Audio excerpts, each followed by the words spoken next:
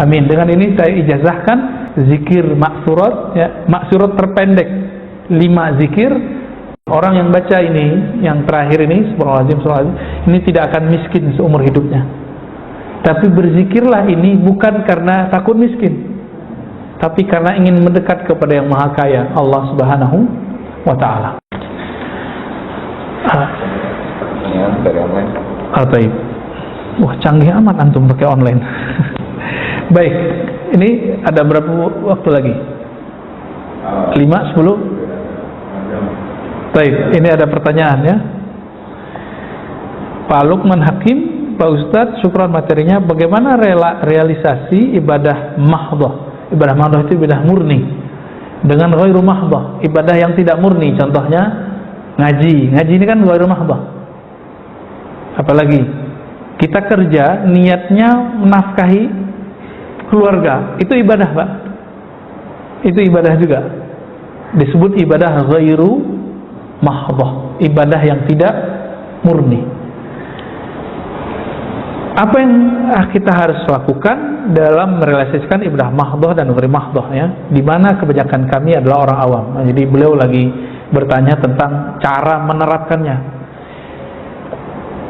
Allah berfirman ya dalam Al-Quran, wa ma khalaqtul jinna wal insa illa liya'budun. Masih ingat ayatnya? Tidaklah aku ciptakan jin dan manusia kecuali untuk ya'budun. Ya'budun secara harfiah artinya menyembahku. Tapi berkali-kali saya menerjemahkan ya'budun artinya mengenalku. Ibadah mahdhah, ibadah fisik kita dan kolbu, itu sholat, zakat, haji, umrah, sholat sunat, ya. Ibadah ghairu mahdhah ini ibadah yang isinya untuk mengisi rohani, tapi kadang-kadang fisik kita nggak kebawa. Dan perlu diketahui kadang-kadang ghairu mahdhah itu secara kualitas lebih tinggi daripada mahdhah, kadang-kadang lebih wajib daripada mahdhah. Contohnya, ketika ada ta'lim, kita masuk masjid, mau tahiyatul masjid, lebih dahulukan tahiyatul masjid atau ta'lim? Tahiyatul masjid apa ta'lim? Tahiyatul masjid sunat nggak? Ta'lim itu wajib atau bukan? Wajib, cuma dia ghairu mahdhah. Wajib tapi ghairu mahdhah, gitu Pak. Nah, nanti bisa diterapkan semuanya nih ya, termasuk sholat syuruk. Tapi antum terserah ya, kita nggak paksa. Kalau mau sholat silakan, cuma kalau ngikutin ilmunya, kajian masih berjalan, lalu syuruk masuk, nah, tinggal pilih yang sunat atau yang wajib, gitu. Itu nggak masalah ya. Terus apa saja yang kita niatkan untuk Allah, untuk membantu hamba-hamba Allah, keluarga kita kan hamba Allah, maka itu ibadah ghairu mahdhah. Apalagi kalau bapak ini kerja, niatkan saya nanti mau zakat dari kerjaan ini. Udah Pak, itu dari awal berangkat sampai bulan besok dapat gaji, itu semua dihitung ibadah, ya, dihitung ibadah semua. Tapi ingat juga, ada ibadah mahdhah karena niatnya tidak benar, itu nggak dapat apa-apa. Saya sholat supaya disebut ahli ibadah, ya. Saya ngajar, baru mahdhah nih, saya ngajar supaya disebut orang alim, supaya disebut ustadz sunnah, ustadz aswajah, ya. Nah ini ibadah ghair mahdhah, ataupun mahdhah nggak dapat apa-apa saya. Paling-paling dapat honor, pulang-pulang cuma dapat honor, nggak dapat pahala saya. Nah, inilah kejadian guru-guru di madrasah, kiai-kiai di pesantren. Kalau mereka tidak main kolbunya di sini, realisasi mahdhah ghair mahdhahnya tidak berhasil. Tujuan dia mengenal Allah tidak berhasil. Tadi coba diartikan, aku ciptakan jin manusia, tidaklah aku ciptakan mereka kecuali untuk mengenalku. Maka semua aktivitas mengenal Allah itu adalah wajib. Mau bentuknya ta'lim, mau bentuknya zikir, mau bentuknya sholat, Maka kita nggak perlu benturkan. Kalau ada teman kita tadi waktu masuk masjid dia sholat sunat dulu, padahal kita ta'lim, nggak masalah Pak, biarin. Kenapa? Mungkin dia menganggap itulah mengenal Allah, nggak ada masalah. Sama misalnya antum lagi taklim masuk syuruk, ada orang sholat sunat, berarti mungkin itu pemahamannya, itu tidak masalah juga. Tapi kalau ngikutin ilmu ma'rifatullah, mengenal Allah sesaat itu lebih afdal dari 1000 rakaat. Dalilnya mana? Ada dalam Sunan Ibnu Majah, ya. Dalam Sunan Ibnu Majah disebutkan 2 riwayat. Satu riwayat menyebutkan satu bab ilmu lebih utama daripada 100 rakaat. Di riwayat kedua lebih utama daripada 1000 rakaat. Satu 100, satu 1000. Ini cuma menunjukkan kualitas. Tergantung ilmunya ngarahin kemana nih? Ngarahin mengenal Allah atau mengenal selain Allah. Jika mengenal Allah, maka satu nafas yang kita tarik saat kita ngaji lebih afdol daripada 1000 nafas yang kita tarik waktu kita ibadah. Berarti ibadah ini 2. Ibadah fisik bernama ya kita sedekah, kita sholat. Ada ibadah ruh. Apa ibadah ruh? Ma'rifatullah, mengenal Allah subhanahu wa ta'ala. Nanti Pak, kalau Allah izinkan kita masuk surga, Bapak akan ingat kalam saya ini. Kalau kita masuk surga, amin. Yang kita rindukan nanti ketika masuk surga 2 aja. Saat zikir salat, yang paling dirindukan lagi saat kita ngaji ma'rifatullah. Saat-saat itu yang akan dikenang. Zikir salat, ma'rifatullah, mengenal Allah. Kita akan merindukan itu. Ya. Dan kita menyesal, ya Allah, kenapa dulu hidupku tidak dihabiskan untuk mengenang Engkau di dunia, untuk bermakrifat kepada Engkau, untuk sholat kepada Engkau di dunia. Jadi tolong Pak, besok kalau kerja berangkat zikir aja di jalan ya, radionya kecilin aja, selesain dulu wirid. Nih saya ijazahkan wiridannya. Pertama istighfar 100. Ini wirid para sahabat Nabi, kemudian dirumuskan oleh Imam Abdul Hasan Syadzili. Pertama apa? Istighfar 100 sambil jalan aja. Ya, lihat aja tuh jamnya, kira-kira kalau udah 3 menit selesai. 3 menit atau 5 menit selesai. 15 menit doang atau 20 menit. Yang kedua, la ilaha illallah. Sama kan zikir-zikir lama juga kan? Ini yang kita sebut di khutbah kemarin. Jika ada orang membaca la ilaha illallah, ada orang baca gitu dari kalbunya, Allah kan selalu mandang kalbu kita. Untuk orang yang membaca ini, Allah berikan pandangan istimewa. Di belahan langit dan bumi, Allah sekedar memandang dengan keistimewaan rahmatnya, bahwa orang ini diangkat jadi kekasihnya. Ini nanti Bapak sambil nyetir bisa jadi waliullah. Ya, jadi Allah mudah Pak. Yang penting bacanya lisan baca, qalbu mengikuti. Tapi walinya baru wali umum ya, belum wali khusus. Wali khusus ada tugasnya kerohaniannya. Gak kuat antum itu ya. Wali khusus itu ada tugas berat. Tugasnya kalau mu'alim itu siap dibenci orang ya, siap mendatangi tempat-tempat yang tidak ada materi di situ ya. Di situ hanya menghabiskan materi kita. Ada Pak nanti orang-orang begitu tuh ada. Itulah Nabi. Nabi kan datang ke mana-mana. Itu pakai dananya, pakai dana sahabat. Habislah dana mereka untuk dakwah. Puncaknya jihad. Ini dakwah belum ada, udah jihad-jihad aja ya. Hayya alal jihad ya. Ke laut aja kalian tuh ya. Orang belum ngaji bab tentang apa itu ibadah dengan benar, mereka sudah buat hayya alal. Mana ada di kitab fikih, di kitab hadis hayya alal sholat diganti hayya alal jihad. Itu bid'ah itu Pak. Itu yang finnar kata Rasulullah itu. Ya. Man ahdatsa fi amrina hada ma laysa minhu fawarat. Yang membuat-buat hal-hal yang tidak dilakukan, yang tidak ada dasarnya dalam agama ini, tertolak. Kullu bid'atin dalalah wa kullu dalalatin finnar. Ya, hadis Tirmizi. Di Imam Muslimnya, iyyakum wa muhdatsatil umur. Jauh-jauh perkara baru. Apa itu? Kullu muhdatsatin bid'ah. Segala sesuatu yang baru yang tidak ada dalilnya bid'ah. Nah, ini bahaya ini. Semangat jihad tapi nggak pakai ilmu. Karena nggak punya makrifat jihad. Jadi jihad itu ada makrifatnya juga. Sehingga jelas kita berjuang untuk apa. Dengan cara apa? Kapan waktunya itu ada. Main buru-buru aja Imam Mahdi keluar ya. Belum Pak, tunggu dulu, Imam Mahdinya masih sembunyi. Ya, masih disembunyikan Allah. Sabar-sabarlah ya. Pertanyaan kedua, Nabi Muhammad kan maksum, tidak punya dosa. Dosa apa yang ditobatkan, yang beliau baca saat istighfar?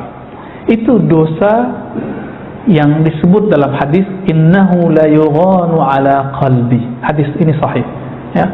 Sesungguhnya ada ghain yang menutupi kalbuku. Apa arti ghain? Nurun, cahaya yang menyilaukan kalbu Nabi. Fa'atubu ilallah wa astaghfiru ilaihi 70 marrah. Maka aku bertobat minta ampun kepada Allah 70 kali. Jadi Nabi dapat nur ilmu, nur dibukakan alam langit, alam bumi Pak kepada Nabi. Ketika Nabi melihat itu, Nabi istighfar.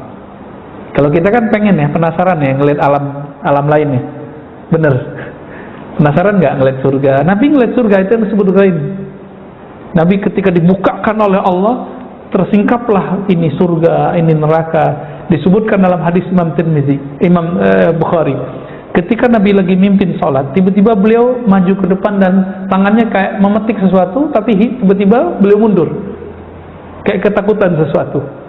Ketika sholat beliau cerita, tahukah kalian kenapa aku maju dan ingin memetik sesuatu? Aku melihat ada pohon-pohon surga dan buah-buahannya. Tiba-tiba aku ingin memetiknya. Lagi sholat tuh. Coba kalau imam kita begitu kan, sholatnya nggak selesai-selesai Pak. Tiba-tiba dalam waktu sekejap berubah. Allah ganti, yang dilihat Nabi adalah neraka. Maka beliau mundur. Nah, Nabi memandang itu tersilaukan oleh akhirat. Ini yang disebut ghain. Maka Nabi minta ampun karena beliau sempat terobsesi ngambil buah-buahan surga. Itu aja Nabi istighfar ya. Kalau kita pengen surganya ya, maka istighfar kita masih jauh di bawah istighfarnya Nabi Sallallahu Alaihi Wasallam. Kira-kira begitu. Jadi Nabi tidak ada dosa fisik, udah nggak ada. Yang meyakini Nabi berdosa, dosa kecil, itu Syekh Ibnu Taimiyah. Maka dibantah, masuk penjara beliau di zaman hidupnya. Dalam kitabnya Majmu' Fatawa beliau mengatakan Nabi terpelihara dari dosa besar tapi tidak dosa kecil. Ini kekeliruan besar beliau, dikritik oleh para ulama. Pertanyaan terakhir, Ustadz, maaf tadi Ustadz mencontohkan kisah wanita yang hina ya, dan seekor anjing yang mendapatkan rahmat. Apakah kejadian yang akhir-akhir ini sedang viral, seorang artis yang mengenal ulama besar, bisa masuk ke kategori ini? Kira-kira gimana Pak? Pertama, wallahu a'lam. Tapi kenapa Nabi menyampaikan hadis tadi? Karena itu akan terjadi setiap masa Pak. Setiap masa ada perempuan yang begitu nggak? Setiap masa ada ahli fikih yang ganas nggak? Ada. Tapi kalau dia main-main aman neraka, saya juga takut juga Pak. Ya, dia bilang apa tentang neraka? Biar gue masuk neraka gitu ya. Itu saya juga serem. Ya, kita berharap dia tobat lah. Kita juga tobat. Pintu tobat kan masih terbuka. Ya, masih terbuka. Ya, jangan deh ngomong-ngomong begitu, bahaya. Ya. Kenapa? Kata Nabi, al-bala muwaqqalun bil kalam. Bala, bencana, azab itu kadang-kadang diturunkan asbab kalam. Ini kita kasih pesan aja dia ya. Dia kan orangnya dermawati itu, dermawan ya, suka ngasih ya, mirip-mirip itulah. Cuma kok ngomong begini nih, bisa rontok lagi amalannya nih. Ya, kita nggak boleh memandang rendah Pak, siapapun nggak boleh. Saya minta ampun kepada Allah jika saya memandang rendah siapapun, baik yang sefaham, tidak sefaham, yang taat ataupun maksiat. Ini yang kita sebut hijab. Jadi hijab itu dibagi dua Pak. Allah itu menguji kita dengan dua jebakan. Satu, jebakan taat, disebut hijab cahaya. Yang kedua, jebakan maksiat, disebut dengan hijab kegelapan. Kalau orang terjebak dengan taatnya, dia akan merasa suci. Saya merasa lebih suci ini dari orang. Sama, orang terhijab dengan nasabnya bisa merasa nasabnya menjamin hidupnya. Hati-hati juga nih para habaib, hati-hati juga. Walaupun antum itu keturunan Rasulullah, nanti yang akan memutuskan Sayyidah Fatimah. Sayyidah Fatimah kan dapat laporan nanti siapa cucu-cucunya yang mengikuti ajaran Nabi. Yang nggak diikutin dipecat pak kehabibannya. Tapi karena kita nggak tahu, kita serah saja kepada Allah. Maka jika ada habaib yang aneh-aneh, kita diam aja pak. Kita serahkan kepada yang ahlinya. Sudah ada yang ngurus. Ya, dulu waktu saya ketemu dengan seorang kawan saya Habib, dia bilang, udah Ar-Razi yang habaib urusan kita Alawiyah. Ya sudah, semenjak saat itu saya nggak mau ngerecokin masalah para zuriat Nabi Sallallahu Alaihi Wasallam. Mau Syiah mereka, mau ekstrim, kita nggak mau urus. Itu sudah ada yang ngurus. Jadi bapak ibu tolong jangan nyinyir kepada zuriat Nabi. Ya, kenapa? Kan mereka punya nasab. Nasab Nabi ini jaminannya langsung dari Rasulullah Sallallahu Alaihi Wasallam. Kullu nasabin in qata'a ila nasabi. Semua nasab terputus kecuali nasabku. Itu jaminan dari Nabi. Paling kita 4 buyut ke atas. Kalau mereka sampai ke Nabi Adam bisa dikejar pak. Itu ajaibnya. Maka jika ada zuriat Nabi yang aneh, cukup tidak disenangi perbuatannya, jangan pernah ta'nun fin nasab, meragukan nasabnya. Tolong, ini adab kita ya. Baik. Cukup? Ya, fadal. Mengenai kita ada pendapat melihat diri kita itu hakikat, tapi orang lain syariat. Itu maksudnya gimana? Iya. Mungkin barangkali pertanyaannya tadi tentang melihat diri hakikat ke orang lain syariat, itu mungkin ayatnya surat Zariyat juga itu ya, wa fi anfusikum afala tubsirun. Di dalam dirimu, wa fi kan di dalam dirimu, apakah kamu tidak memandang? Tubsirun. Nah, ini yang disebut pandangan tadi, hakikat ya. Istilah syariat, tarekat, hakikat, ma'rifat itu istilah ulama. Kalau bahasa kita sederhana ya, syariat itu pakaian tubuh, tarekat itu latihan jiwa, hakikat itu pencapaian kolbu, ma'rifat itu kebahagiaan ruh. Ma'rifat itu ilmu artinya. Ilmu, maka disebut ma'rifat. Untuk apa orang berlatih zikir? Supaya dapat ilmu. Untuk apa orang ngaji? Supaya dapat ilmu. Semuanya itu dapat ilmu. Jadi tidak salah istilah begitu ya. Ada lagi? Tadi itu baru 2 saat yang tadi dikasih baru apa? Oh ya, zikirnya ya. Astagfirullah 100 kali, la ilallah 100 kali. Yang ketiga, salawat 100 kali. Yang pendek aja, sallallahu ala Muhammad. Pendek ya, gak usah dihafal-hafalin. Kalau lebih bagus, Allahumma sholli ala Muhammad wa ala ali Muhammad. Boleh pakai Sayyidina Muhammad, boleh tidak. Yang ketiga, yang keempat, subhanallah wa bihamdihi subhanallah al-azim. Orang yang baca ini, yang terakhir ini, subhanallah, ini tidak akan miskin seumur hidupnya. Tapi berzikirlah ini bukan karena takut miskin, tapi karena ingin mendekat kepada yang maha kaya, Allah subhanahu wa ta'ala. Minimal perasaannya nggak merasa miskin walaupun hidupnya sempat susah ya. Itu subhanallah bihamdi subhanallahil azim. Nanti di lain waktu kita syarah. Jika waktunya banyak, tambahkan ya latif 129 kali. Ya latif, ya latif, ya latif ya, bisa dihitung pakai ini. Ya latif, wahai yang maha halus, yang maha lembut takdirnya, kudrah iradahnya. Nah, itu ijazah yang saya dapatkan dari masyayikh kita untuk zikir pagi dan sore. Itu yang saya amalkan pak, pagi kalau pulang pengajian, pulang subuh, itu di rumah, khusus di rumah saya amalin itu, supaya di rumah kita bercahaya. Kalau nggak di kendaraan ya, supaya kendaraan kita ikut bangga. Jadi dimanapun tempat kita berzikir, itu tempat itu nanti jadi saksi.